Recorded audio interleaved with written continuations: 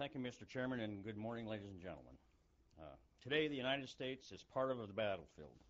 As a result, DOD must make protecting the homeland a core mission that is equal priority to its warfighting mission. DHS is currently charged with leading the national effort to secure the homeland against terrorist attacks and in responding to disasters, whether man-made or natural.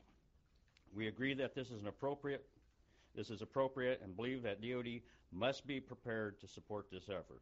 With DHS, DOD should generate requirements, plan, program, and budget for the increased homeland role. There are certain circumstances in which DOD may be required to play a primary role, such as in major catastrophes that incapacitate civilian government over a wide geographic area. This could be the result of a terrorist attack involving nuclear weapons or a major natural catastrophe such as a massive earthquake or a Category 5 hurricane like Katrina. Everyone knows DOD will have a major role in these circumstances, and DOD needs to acknowledge that and be a part of the deliberate planning for that role. As it stands today, DOD recognizes the Homeland Defense role, but has not put equal emphasis on the Homeland Security Civil Support role. We have 7 recommendations in Chapter 2 of our final report, and it will help meet these goals. These recommendations are similar to those ones in the March 1st report, but we have added some different concepts and some shifts in emphasis. I'll just quickly go through a brief overview of these recommendations. They're in the report, and then, of course, at the question and answer period at the end of this, I'd be more than happy to expand on any of these.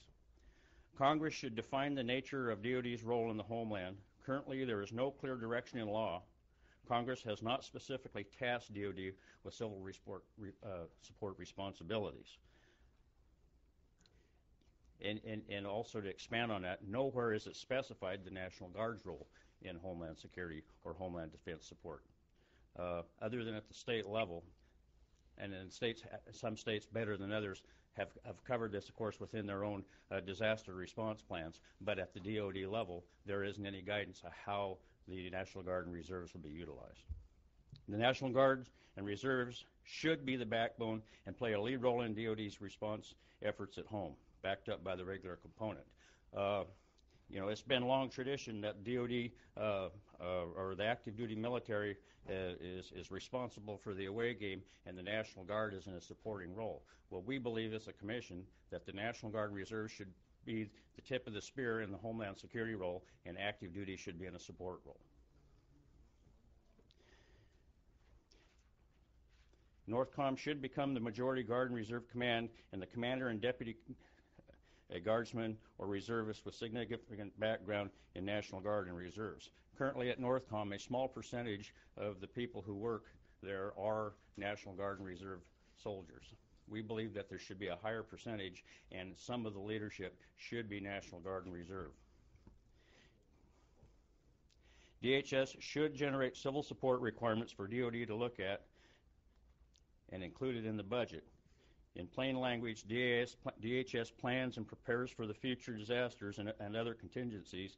It needs to tell DOD what DOD will be called upon to provide. Right now, there really has not been the analysis from DHS and DOD as what the overall requirement is, and so it's really hard to plan, equip, train, and outfit the National Guard units until the federal government at the top levels defines what that mission is. DOD should determine those forces needed for catastrophic response and ensure they are manned, trained, equipped at the highest levels of readiness. In other words, as we train our units to go to battle, we also need to train them to go to battle within the United States for the Homeland Security role. It should be an equal mission. Governors should be able to, through protocols, to direct efforts of military forces under defined limited circumstances. In other words, the responses, whether it's a weapon of mass destruction or the response of whether it's a hurricane, the same civil agencies, fire departments, police departments, local agencies will always be the ones to respond to that, and we believe that it's appropriate to have the local commanders be in charge of those incidences and also take command of the active forces that are utilized to support those missions. There has been some pushback on that, but we believe that problems should always be solved at the lowest level possible. There is precedent for that. We've oftentimes taken active duty units and given them to, or put them under the control of a foreign commander. We can darn well bet that our governors and their dual-hatted officers will be capable of commanding those units.